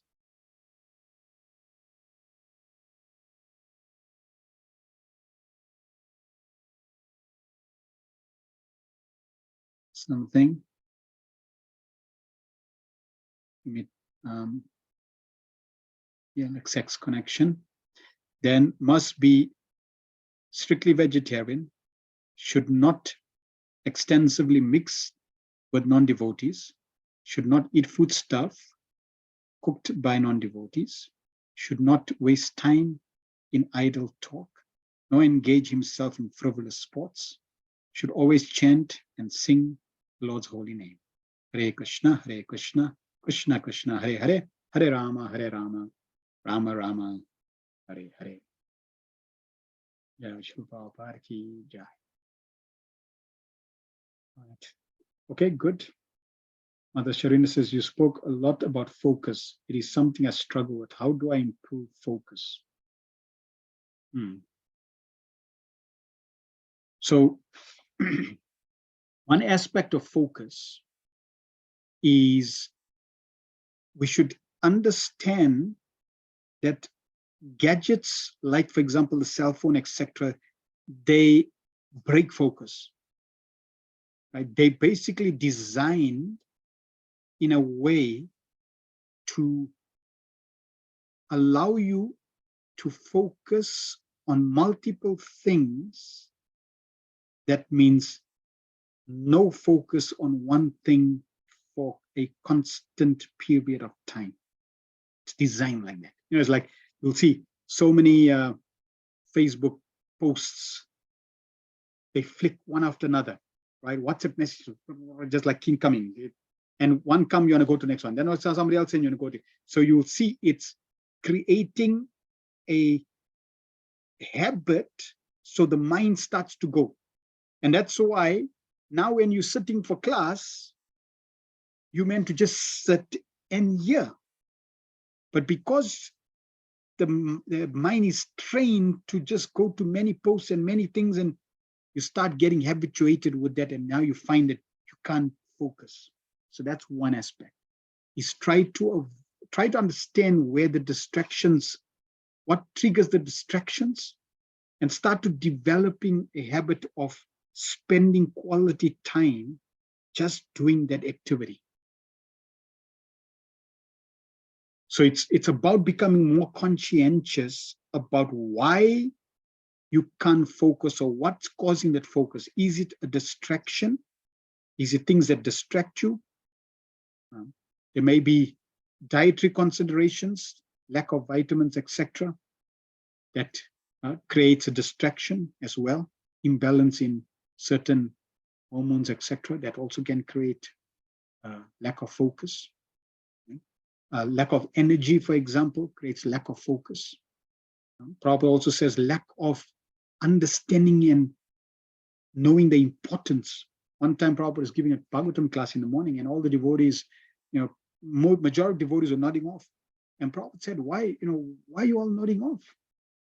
And the devotees one by one started, Prabhupada, it was a festival, we had to do so much, we had this, and Prabhupada, they were giving excuses why they were so exhausted, they couldn't sleep, they couldn't have enough rest. Prabhupada said, no, it's because you're not convinced of the importance of Krishna consciousness. So really understanding the importance, and then we will put energy. You will see. It's like, for example, if your house starts to catch on fire, there'll be focus, there'll be attention, there'll be, everything else will be moved aside, and there'll be full attention on the emergency. So when we understand Krishna consciousness emergency, that also increases focus. And then it's a habit that we need to cultivate. You start focusing for 10 minutes every day, then increase it 30 minutes, increase. So that way it becomes a focus, becomes a habit to absorb, to focus, to hear. And ultimately we can pray to Krishna, chant Hare Krishna and pray to Krishna, my Lord, I have no focus. My mind just goes here and there, I have no taste. Please give me taste. And if you engage and associate with those that have taste, it will rub off. So these are a few tips on improving focus. Madachana Siddhi says, thank you very much, Prabhu, for this beautiful class. Thank you very much, Madachana Siddhi, for your association and presence. Shamananda Krishna Prabhu says, thank you for sharing Prabhupada's pastime about the moments associated with his pure devoted Lord and the pastime of Srila Prabhupada giving a long talk. Also sharing japa, sleeping attachment example, which we know very well. Thank you for tackling that bogus speaker misleading all those persons. All glories to Srimad Bhagavatam. Thank you very much, Shamananda Prabhu. Mother Les says, Hare Krishna Prabhu. Thank you for the Krishna Katha and your enthusiastic delivery of this beautiful transcendental jewels of wisdom. Hearing is easy. Understanding takes a little more effort. And now it's the hard part. Put it into practice, but most rewarding. Haribol. Yes, definitely most rewarding. And the excitement, the adventure comes really when we put into practice. That's where, the real excitement comes. Because when you put into practice, then the rest all falls into place. And for that, we need good association, as we said, good Krishna consciousness, and be cautious of Maya, be serious, and by the mercy of Prabhupada devotees, everything will fall into place.